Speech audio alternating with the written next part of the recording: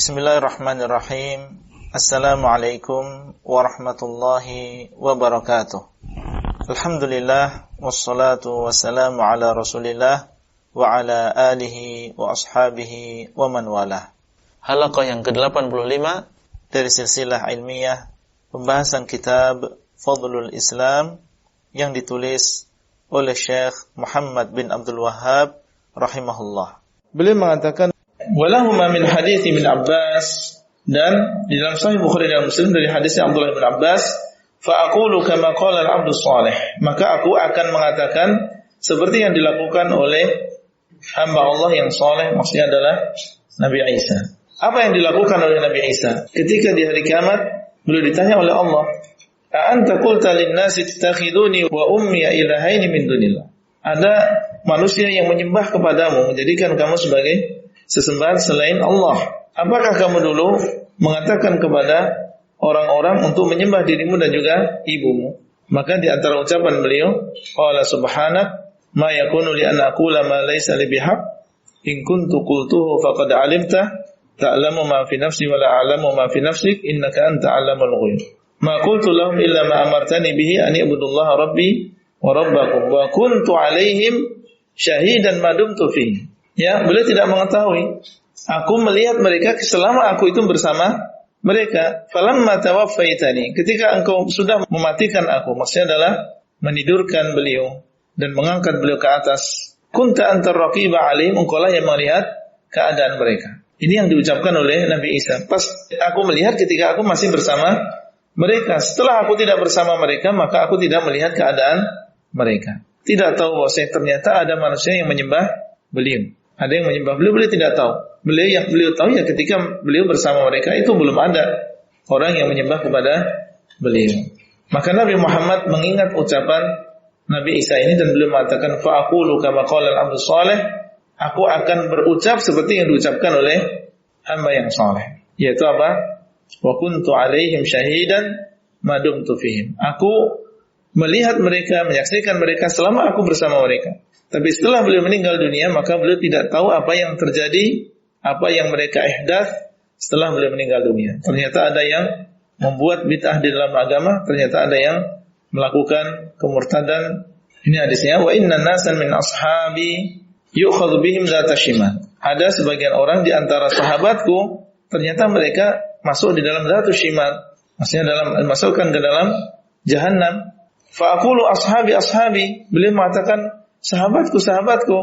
Fayaqulu innahum lan yazalu murtaddina ala aqabihim mundu faraqtahum. Ya, mereka senantiasa murtad ya setelah engkau berpisah dengan mereka itu. Setelah meninggal Nabi, di sana ada orang-orang yang murtad.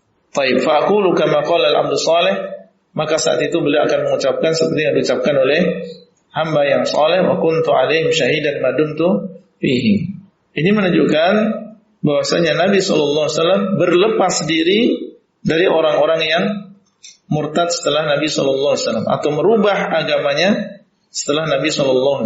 Jadi menunjukkan tentang bahaya meninggalkan Islam, dan sebab meninggalkan Islam diantaranya adalah karena sering melakukan apa? Bid'ah.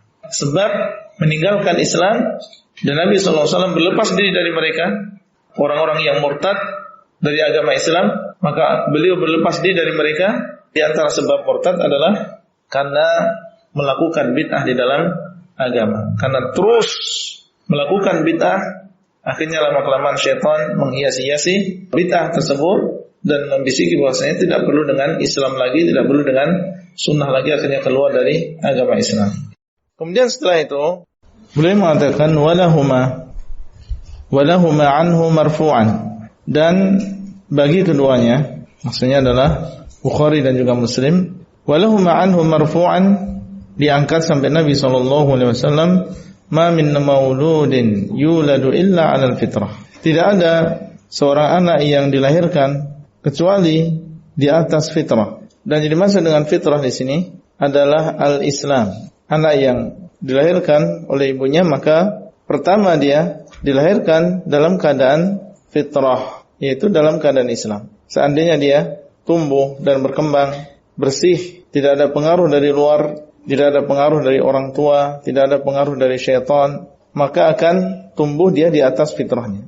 maka dia akan menjadi seorang muslim. Namun apakah demikian? Tidak. Ternyata di sana ada mu'atsirat, ada pengaruh-pengaruh dari luar. Sehingga fitrah tersebut terkadang berubah. Terkadang berasal dari orang tua, terkadang dari syaitan. Adapun dari orang tua maka disebutkan dalam hadis ini, fa'abawahu yuhawwidanihi. Maka kedua orang tuanya menjadikan dia Yahudi, au yunasiranihi, atau menjadikan dia Nasrani, au yumajjisani, atau menjadikan dia Majus. Penyebutan menjadikan Yahudi, menjadikan Nasrani, menjadikan Majusi menunjukkan bahwasanya yang dimaksud dengan fitrah tadi adalah Islam. Buktinya apa?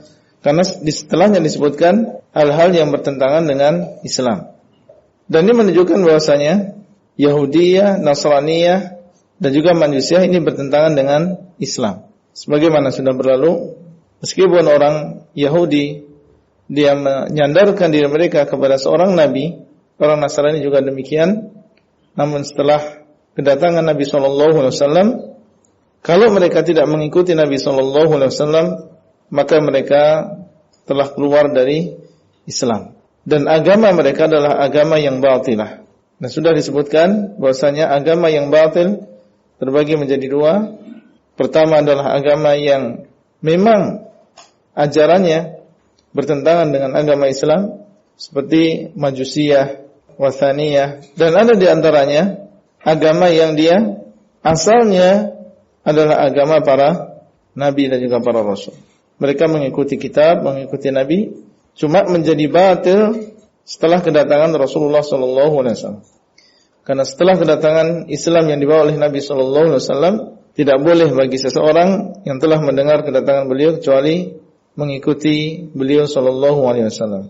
Kama tuntiju al-bahimatu bahimatan jam'a. Sebagaimana seekor binatang ternak dia melahirkan, memproduksi binatang ternak yang sempurna, onta atau sapi atau kambing misalnya.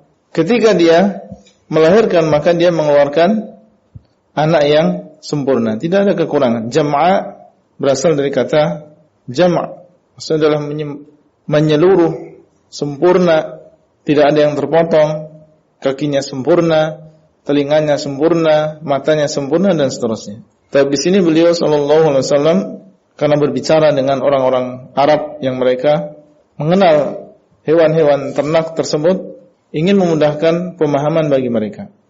Dan sekali lagi, darbul mathal, menggunakan perumpamaan ini digunakan oleh Nabi SAW dengan tujuan untuk memudahkan memahami apa yang beliau sampaikan.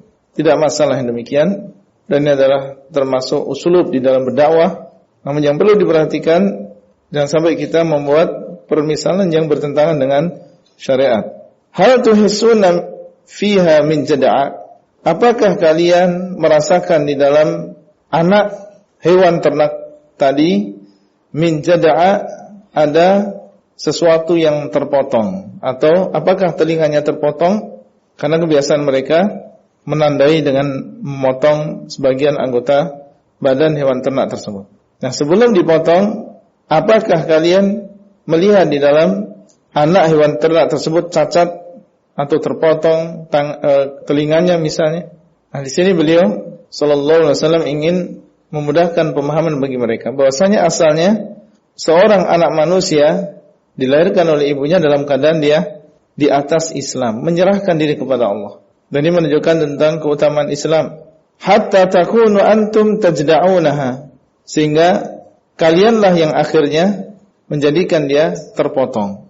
Asalnya dalam keadaan sempurna, kemudian kalian yang memotongnya. Demikian pula manusia yang dilahirkan oleh ibunya, maka dia dalam keadaan fitrah di atas Islam, dan kemudian yang merubah adalah imma orang itu sendiri atau dari orang tuanya atau dari syaitan. Sehingga berubah dari awalnya adalah Islam, menundukkan diri kepada Allah, akhirnya dia menjadi orang yang membangkang, imma membangkangnya sampai kepada keluar dari hakikat atau dari pondasi Islam, menjadi orang yang kafir, atau membangkangnya adalah dengan cara melakukan bid'ah atau melakukan dosa besar, karena ini semua tentunya bertentangan dengan Islam. Thumma qara'a Abu Hurairah, kemudian Abu Hurairah radhiyallahu anhu membaca firman Allah, fitratallah allati fatara an-nasa 'alaiha. Ini adalah fitrah Allah yang Allah fitrahkan manusia di atasnya. Hadis ini muttafaqun alaih, diriwayatkan oleh Bukhari dan Muslim dari Abu Hurairah radhiyallahu taala anhu. Maka beliau mendatangkan hadis ini untuk menunjukkan kepada kita bahwasanya Islam ini adalah fitrah manusia. Dan bahwasanya bid'ah, kesyirikan, maka ini adalah sesuatu yang menyelisihi fitrah. Kalau ini adalah fitrah yang sudah Allah SWT fitrahkan di atasnya manusia, maka adalah kita menjaga fitrah ini dan istiqamah di atas fitrah ini. Tidak keluar dari fitrah ini, baik dalam artian keluar dari agama Islam atau dalam artian membuat perkara yang baru di dalam agama. Karena membuat perkara yang baru di dalam agama ini juga termasuk sesuatu yang bertentangan dengan Islam, bertentangan dengan penyerahan diri. Maka tentunya ini adalah dorongan dan perintah bagi kita semua untuk istiqamah di atas Islam, yaitu istiqamah di atas fitrah. Nah, itulah yang bisa kita sampaikan pada halaqah kali ini. Semoga bermanfaat dan sampai bertemu kembali pada halaqah selanjutnya. Wassalamualaikum warahmatullahi wabarakatuh. Abdullah Rai di kota Jember. Materi audio ini disampaikan di dalam grup WA Halaqah Silsilah Ilmiah HSI Abdullah Rai.